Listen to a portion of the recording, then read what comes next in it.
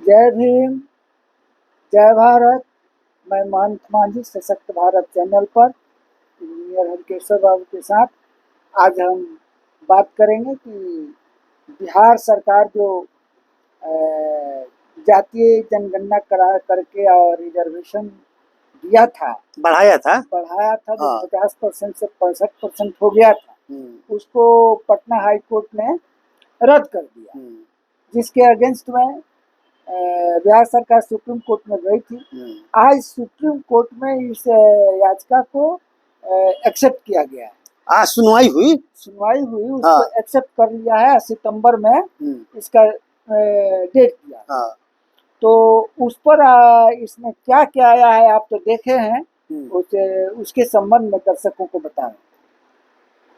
देखिए, सबसे पहली तो बात तो ये है कि पहले से रिजर्वेशन 50% की विदिन जो है SC ST EBC OBC को पहले से लागू था, ठीक है। और जातीय जो सर्वे कराया बिहार सरकार ने, जातीय सर्वे कराने के बाद जो है इसको एक्सटेंड किया, तो एक तरह से 65% आरक्षण की तक मालिका आरक्षण को ले जाया गया SC ST EBC और OBC का रिजर्वेशन को। और बिहार सरकार ने अध्यादेश का निकाला, मतलब कानून बना दिया।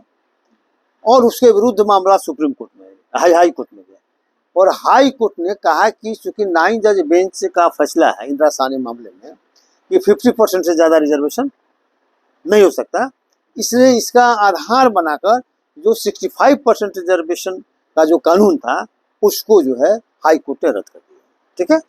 और उससे रद्द करने के बाद जो है उसी के विरुद्ध में, हाई कोर्ट के निर्णय के विरुद्ध बिहार सरकार जो सुप्रीम कोर्ट गई थी और आज वहाँ सुनवाई।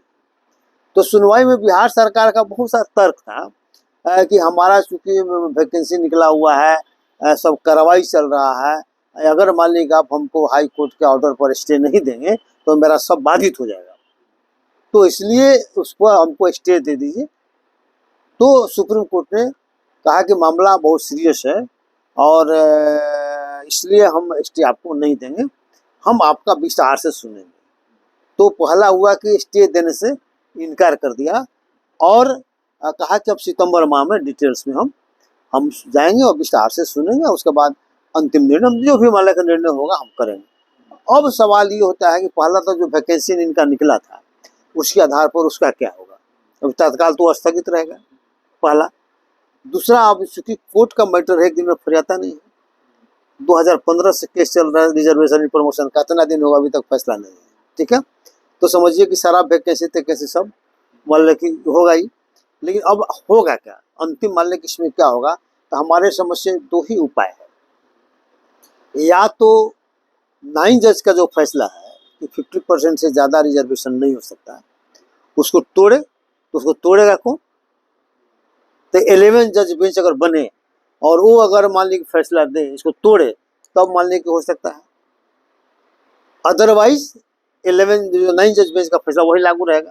तो सुप्रीम कोर्ट तो उसके आधार पर मालिक रिजेक्ट भी कर सकती है। अगर मालिक सुप्रीम कोर्ट को लगता है कि नहीं इसको 11 जज बेंच भेजना चाहिए तो भेजेगा। तो दूसरा है कि सेंट्रल गवर्नमेंट जो है इसको 11 शेड्यूल 9 में डाल दे।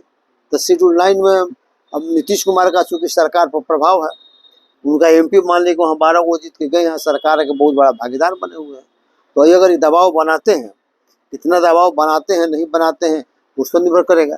तो दो ही उपाय है, अन्यथा बिहार का समझिए कि जितना वैकेंसी मान लीजिए की है और सरकार का जो निर्णय है, कहते हैं ना कि हम इतना रोजगार देंगे और रोजगार के नाम पर, अभी तो रोजगार मतलब नीति समझा जा तेजस्वी समझा जा रहा था। जो सितंबर का जो डेट दिया गया है ना, हाँ, वो ठीक दिया गया है और उसमें सुनवाई हुई, इसीलिए 1 महीना का जो डेट पड़ा है।